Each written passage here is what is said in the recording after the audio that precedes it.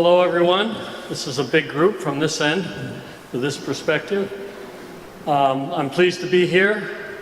You may ask why somebody from New Hampshire in the US is up here. Of course, everyone knows we've got a big election and I may not want to go back, you know. I've actually been working with on eelgrass here in James Bay with Chesapeake since 2004. George dragged me up here and tried to get me to teach him how to restore eelgrass, and I convinced him that we really need to figure out what's the problem. So we spent some time looking at the issue then, and now we're starting a scientific investigation to try and pull together information that will show why the eelgrass is disappearing. And that's sort of the big question. You know, why do we need an academic institution to come up and tell you that when the Cree traditional knowledge will tell you that the eelgrass is gone and going away? Well, because when it comes to making decisions involving the courts or lawsuits or anything along that line, they often require scientific evidence. And as independent academic scientists from a university, we have the really the charge of going in without bias and assessing a situation and determining, to the best of our knowledge, to the best of what the data can tell us, what's going on, what the reason is. And that's why I'm here. At the same time, I have a lot of separate little things which I'm interested in. One is, where is the eelgrass in James Bay and Hudson Bay? And I'm working with the United Nations to put together a map of all the seagrass in the world. And we know almost nothing about parts of James Bay and Hudson Bay in terms of what's here. So that's that part. There's experiments that are in process to identify the threats to eelgrass, the causes of eelgrass decline, to test through experimental work what can cause eelgrass to die off relative to what we know here. And finally, there's an opportunity to work with the Cree and any other groups in the area to better understand the ecological system and put their ecological context, their ecological knowledge into a context of what we can also learn from satellite imagery, from on-the-ground surveys, and establish monitoring. Monitoring which can be done by the Cree within the community, and I only need to provide the expertise, some training, some education, and then I don't have to go out in the field year after year, month after month and do monitoring. The Cree can do that themselves and add to their traditional knowledge with some scientifically based information. Why am I interested in eelgrass? Why are the Cree interested in eelgrass? Well, Canada geese. Canada geese are, as you all know, very important. They eat eelgrass. And it's not just the Canada geese, it's also brant. And these are brant geese, and they eat eelgrass almost exclusively if they can get it. So there's a link between this important cultural food source that the Cree are tied to and to the presence of eelgrass.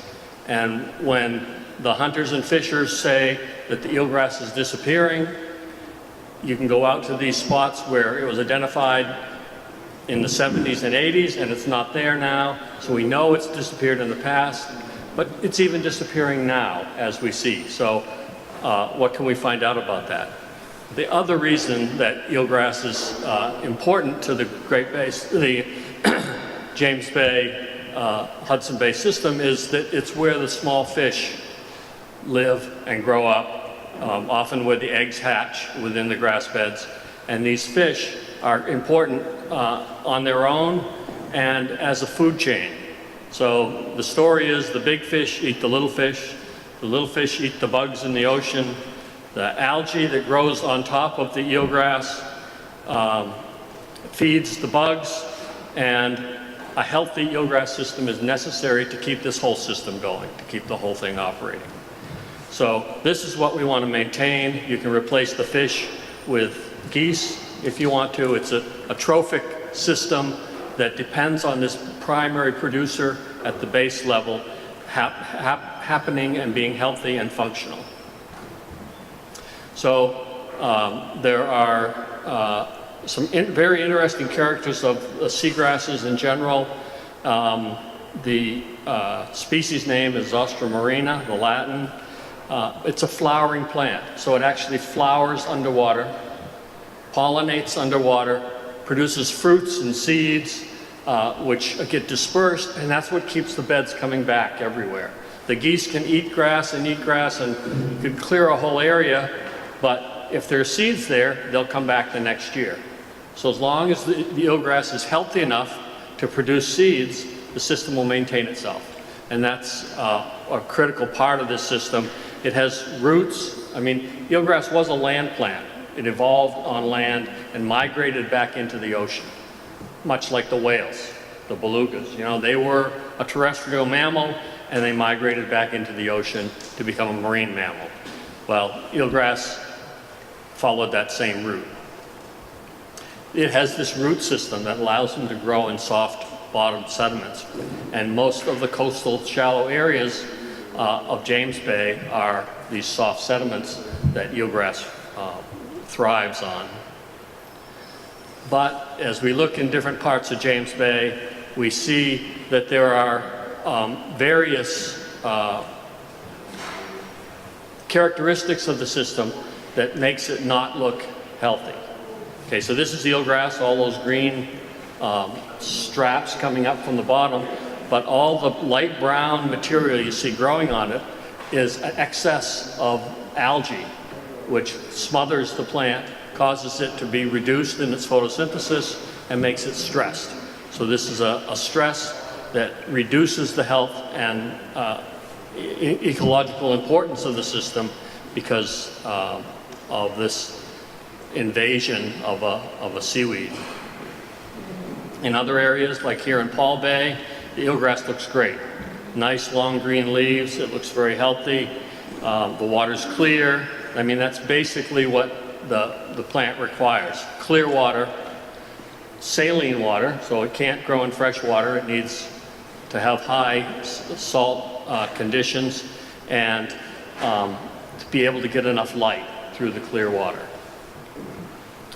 This is not far from there in Bay of Many Islands. You see the eelgrass is long, it's not as thick as at the other site, and it kind of looks yellow. Well, that's because the water is yellow. So this is tannic acid, or tannins that drain out of the rivers and streams and come down the La Grande River and change the coastal area from being clear blue water to being this brownish, yellowish water, and that stresses eelgrass as well. From the big picture, this is the work we're doing with the UN. The eelgrass distribution is shown here by the orange outlines and the green dots. Eelgrass, this one species of seagrass, is found throughout the northern hemisphere, in Asia, on the west coast of North America, on the east coast of North America, and in Europe. So it's the same species everywhere. It thrives everywhere. It's connected to waterfowl feeding, geese and ducks in all these areas. What we don't know very well is what's really going on here in Hudson Bay. You can see there isn't much data there. We know there's some data from work that Hydro has done in the past, Hydro-Quebec, showing that there's eelgrass along the eastern side. We know from the Cree traditional knowledge that there was a lot of eelgrass in the past here.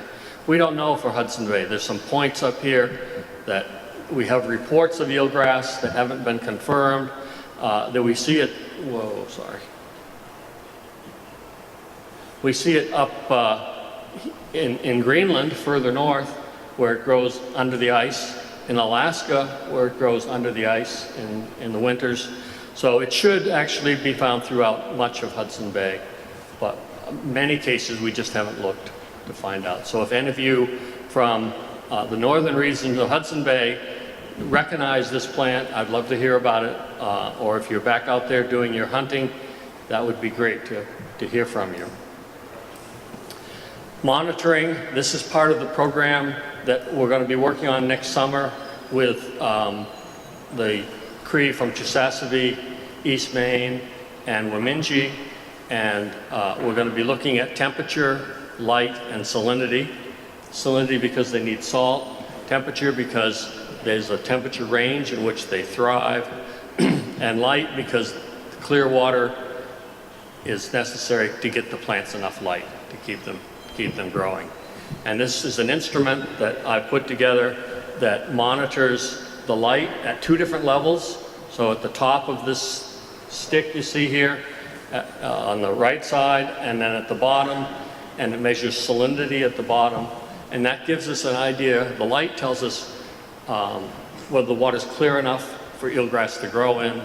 The salinity tells us that there's enough salt in the water for eelgrass to grow, and the temperature tells us whether we're in the optimum range or where we are relative to what keeps the plants healthy. This is the kind of data that we get from this type of instrument. At the top is the light data, so the reddish-orange peaks that you see, this is daily data from September 2nd through September 27th, so about 3 weeks worth of data. You see that the sunlight near the surface, near the top of the water, is quite high. It goes up to almost to 10,000 in places, but just below that, 2 feet below the surface, the light is very reduced. It's in some cases less than 10% of what the surface light is. So that is a condition that is not very suitable for eelgrass. And in fact, this is a site where eelgrass is suffering and looked much worse than it did from what the hunters had seen there in the past. And at the bottom, for that same instrument, we see the temperature record. So what temperature is basically pretty stable at about 23 degrees or so. This is the summer when it's really warm.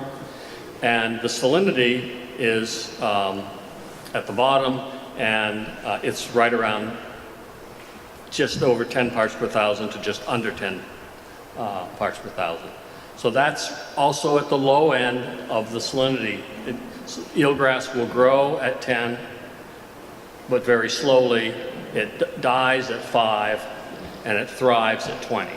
So within that range of salt, it's crucial that the conditions are such that eelgrass will grow. So what causes these things to be different now than they were in the past when we report lots of eelgrass? Well, a number of things. The LeGrand River and the increased flow and discharge through the LeGrand River from the Hydro-Quebec development has caused much more fresh water to come into James Bay. We have fresher water all along the coast going up to Cape Jones, and the areas in the inshore where the fresh water gets trapped is where we get down around 10 parts per thousand or less. And that prevents the eelgrass from growing there, and we start losing eelgrass in certain areas. But also where the light conditions aren't good, the eelgrass doesn't do well. And what's happening to the light? Well, there's a lot more turbidity in the water, a lot more particles in the water than there used to be. And we don't know if that's coming from the LeGrand River or some of the rivers to the south, or it's a result of plankton, phytoplankton growing in the water. There's a number of things that we're trying to target to figure that out. The temperature's pretty good. The temperature so far looks like we don't have to worry about it, at least in this part of the James Bay coast. We also look at the eelgrass itself, and we can see things that indicate stress. And on the upper slide, that's eelgrass that's been washed up on the shore. It's been eaten, parts of it have been eaten by the geese, and the rest of it washes up on the shore, and it's bright green and looks fine. At another spot, we had eelgrass washed up on the shore, and you can see it looks yellow. Well, that's an indication that the plants are stressed. They're not healthy, they're not thriving. So it's there, but there's some one of these factors is causing it to grow in a chlorotic condition, we call it, where it has a yellow color to it.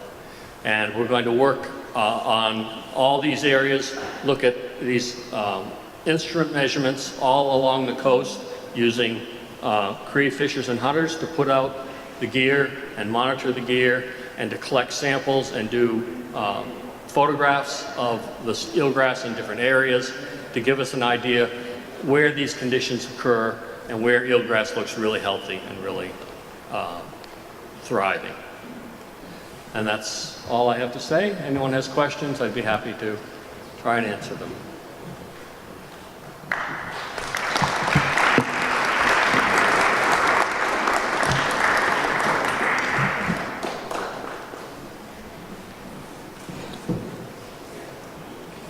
Okay, thank you very much.